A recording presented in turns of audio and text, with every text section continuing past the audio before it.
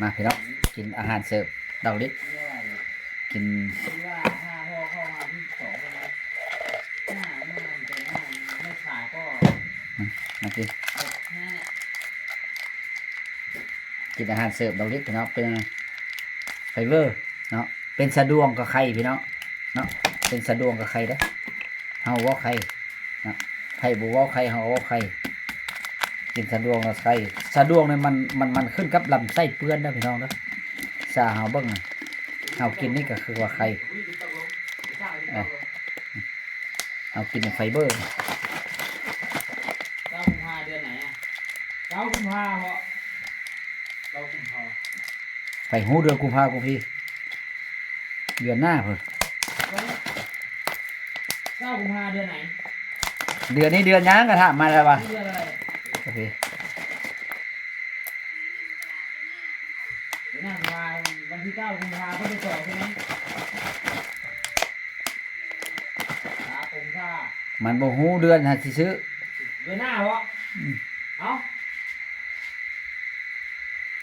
9 กุมภาเดือนหน้าอันนี้เดือนอย่างซั่นนี่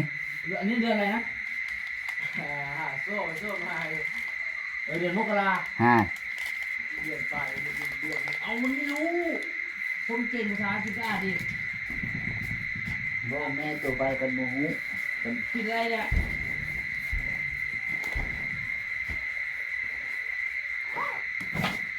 เบิ่งบัตรบ่ยันบัตรคะพี่น้องบัตรคะบัตรมันหมดอายุมันบ่หมดพี่น้อง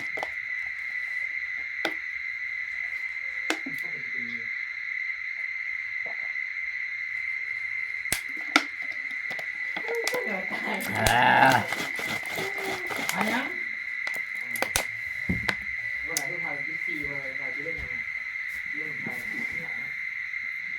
กินยาให้อีกด้วยพี่น้องเอ้ย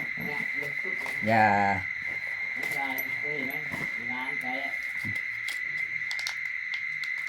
กินยาให้กินพี่น้องกินยานะกินยาอาหารเสิร์ฟแล้วก็กินยาดีสะดวกกินอาหารเสิร์ฟนี่มันเกี่ยวแก้กับลำไส้เปื้อนพี่น้องเนาะมากินไฟเบอร์พี่น้องไฟเบอร์ล้างลำไส้กินแล้วซื้อกินก็ได้เงินซื้อแบบเข้าไปเบิ่งวัดกุมภานะว่าซื้อกินแล้วได้เงินได้แท้บ่ได้แท้แน่นอนพี่น้องเฮาในการระยะ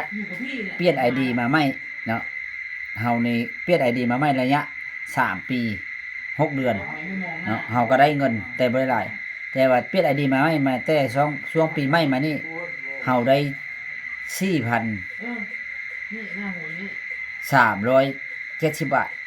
เข้าจักเข้ายามใด 4,370 บาทระยะ 2-3 มื้อเฮาบ่เห็นแต่ว่าบอสผมกำลังเปลี่ยนโค้ดให้แล้วก็บอสกำลังเอาเป็น CO BO เนาะอยู่ซื่อๆเงินก็เข้าพี่น้องถ้าเบิ่งนะพี่น้องเนาะบ่เชื่อก็ติดตามเบิ่งเด้อพี่น้องเด้อว่ามันแม่นอีหลีบ่หรือมันบ่แม่นเข้ามาเบิ่งแล้วพี่น้องเนาะแต่ว่าแอปโดลินนี่กินเพิ่นบ่ให้ซื้อหลายพี่น้องเพิ่นบ่ให้ลงทุนเพิ่นบ่ให้สต็อกสินค้าเนาะเป็นแอปดอกลิศนี่เพิ่นบ่ให้สต็อกสินค้าแต่ว่าขายเพิ่นก็บ่ให้ขายแอปขายให้ทุกคนแอปขายให้แม่นไผอยู่ตรงอยู่กองกุมภาปล่อยไฟพี่กุมภาขายให้เนาะแต่บอสให้ก็ประมาณอายุ30 ปลายปีเด้ห้องบอสเนาะแต่ว่าเฮาไปหาเพิ่นก็ห้องเฮาเป็นอายเป็นลุงหั่นล่ะแต่ว่าเฮาเอิ้นเพิ่นเป็นบอสเจอกัน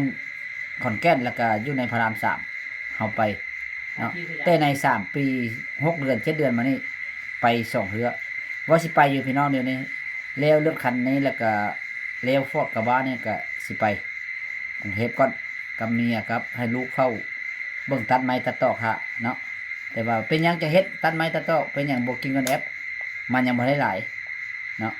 แต่ว่าได้แอปหลายแล้วเดือนละ 10,000 20,000 30,000แล้วก็บ่เฮ็ดละ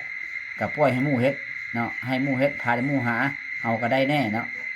หมู่เพื่อนคนไทยเฮาก็เขาเจ้าก็บ่มีไอ้น้องป้องปายก็ยังบ่ได้มีปานใดพี่น้องก็ต้องพากันเฮ็ดเนาะแนะนำเขาเจ้าเฮ็ดบ่ได้ไปแนวใดฝากเด้อพี่น้องเด้อถ้าใครอยากกินเกี่ยวแก่กับ อาหารเสริมล้างทางไส้เกรดพรีเมียมพี่น้องกิน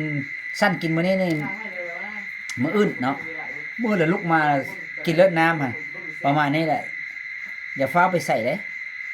อย่าไปไกลเด้แม่นว่าบ่อยากขี้ใส่ห้องน้ำบ่อย่าไปไกลออกเลยเด้พี่น้องเอ้ยออกเลยเด้เด้อฝากเด้อพี่น้องเด้อเอาติดตามเราเบิ่งว่ามันสิเป็นจังไดกดไลค์กดแชร์ให้เด้อพี่น้องเด้อทุกคนเนาะกดซอยๆกันไปมันสิสำเร็จบ่